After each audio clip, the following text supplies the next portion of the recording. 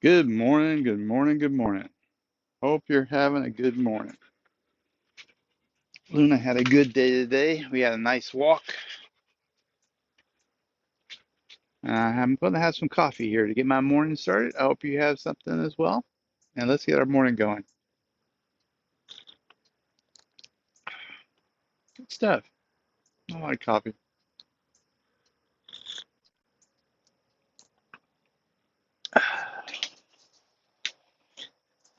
I was thinking about talking about a bill that was just passed about uh, forgiving some student debt. And I think I need to broaden my subject a little bit. So hold on just a second. My ear is itching.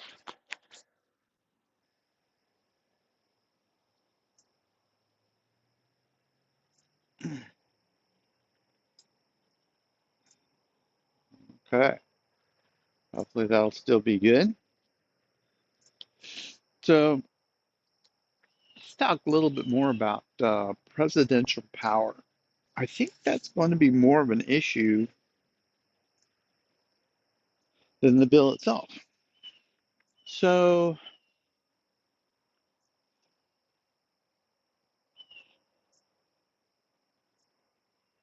when the United States got started,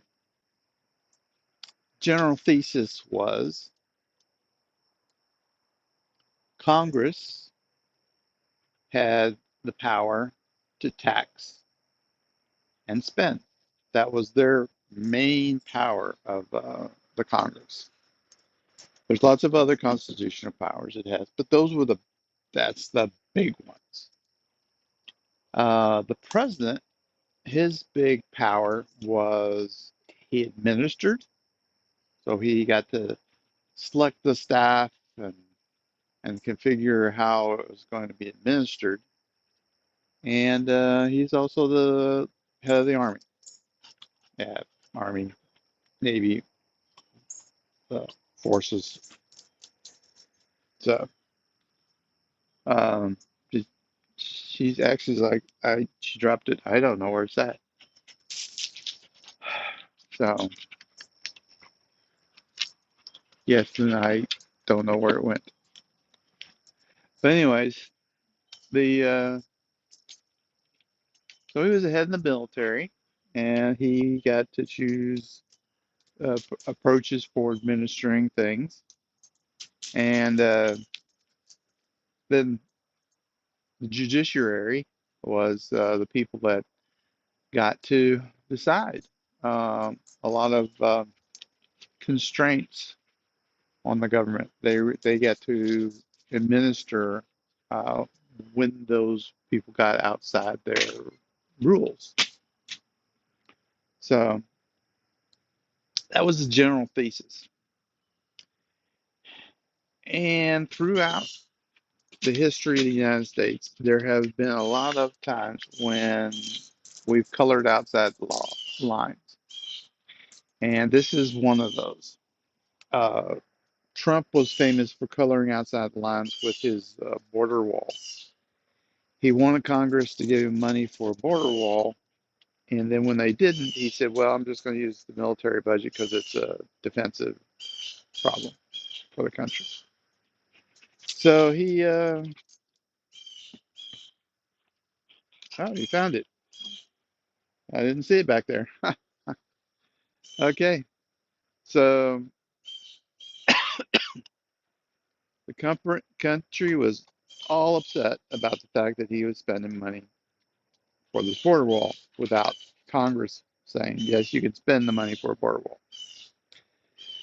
So now Biden has said he's going to forgive the debts of college students, and he doesn't have permission from Congress. He's just going to do it because he says it's an emergency, and he has power to spend money in an emergency. Now, this is a lot of money. They're estimating somewhere between 300 to 900 billion dollars of taxpayer money to pay the debts.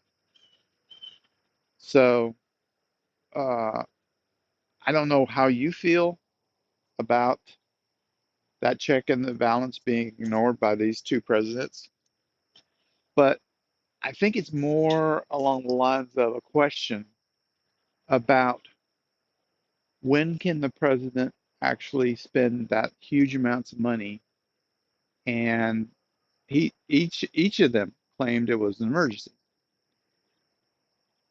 So Congress has given presidents money and abilities in the past to, you know, get something done when it's an emergency. So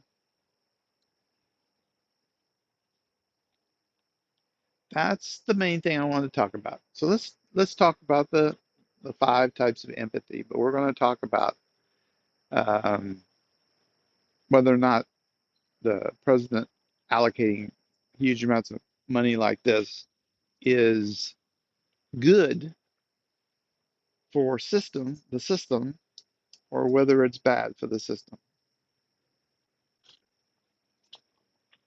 So for caring, um, there's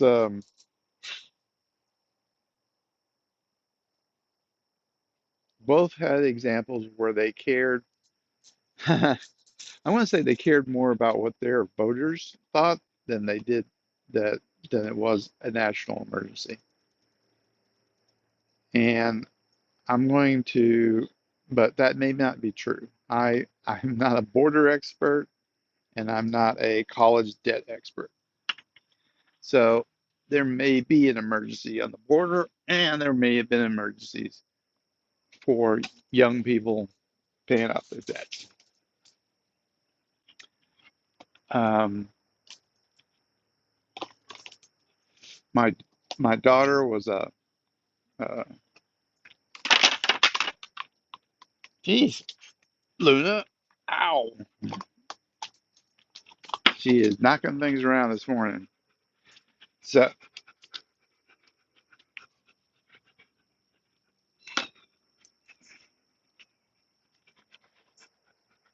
I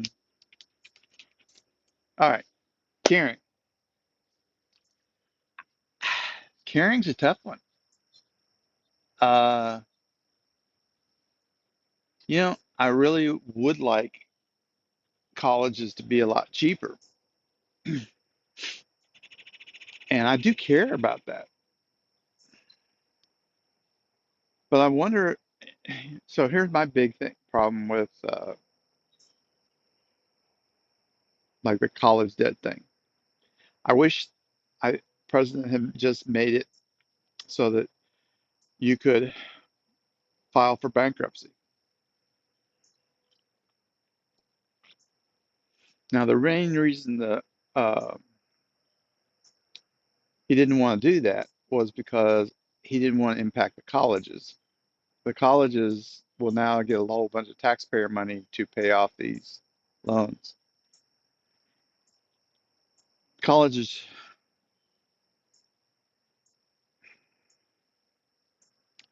all right. So I was going to do empathy, but I'm just going to tell you about my history. Uh, I initially went to a private college for a year, didn't do too well, didn't get motivated, screwed up, got on academic probation, and eventually left the college. Then I went to a public college. Oh my gosh, it was so inexpensive. It was a lot less expensive. The uh, I can still remember how much I paid for tuition, and I could pay for everything. It was $512 for a semester, and my books were the thing that I thought was really expensive. It was anywhere between 80 to $120 a semester for books. And I used to get used books, and there was lab fees. Lab fees usually were like 20 to $30 a semester. So all in, we were talking uh, just under $700 a semester to go to school.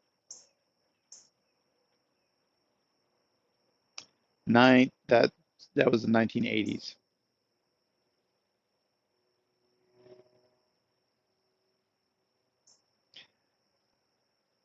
I know now it's ridiculous. It's five to $7,000 for a public school.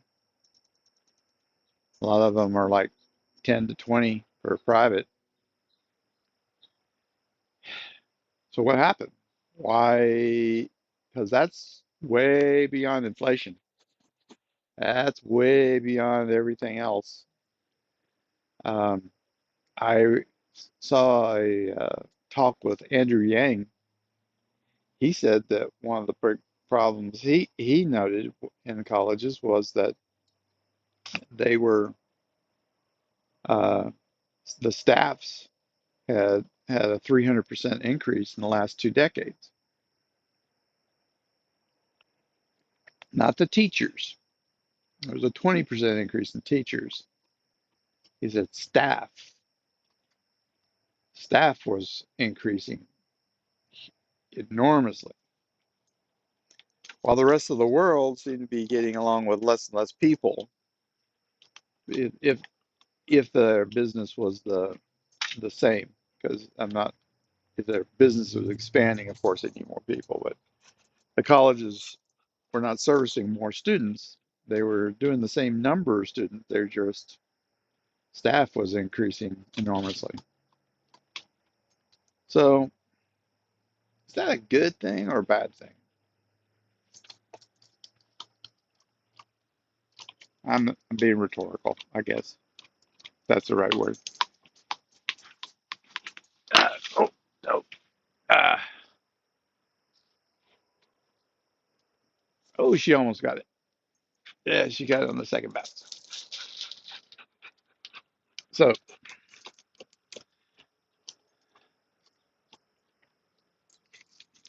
the question I have is spending the $3 to $9 billion, is it fixing the problem or is it just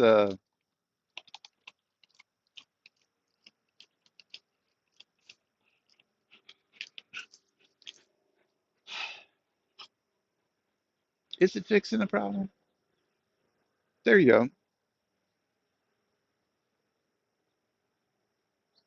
I'm gonna, you know,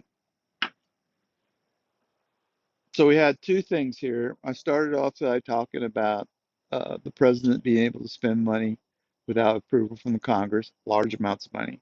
But small amounts, yeah, it makes a lot of sense that he should be able to uh, give, something that is necessary to get it done. Uh, but huge amounts should always be approved by the Congress, which is not the case right now. What is that line in the sand? When is it the president able to spend large amounts of money? And personally, I don't like the presidential power going so big. I'm I'm more about I'm not a big uh, the president should have a lot of power.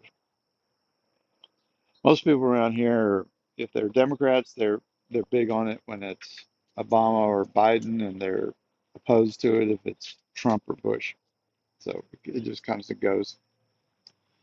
So I started with that, but then I started talking about how the colleges are spending a lot more money, are costing lot more money, and it doesn't seem to be getting better. And I don't think this will make it better. If anything, it might make it worse. So let's talk about that next time. Excuse me. Uh, oh, I'm okay. I'm okay. She always worries about me when she hears me sneeze. You guys have a wonderful day, and we will talk to you later.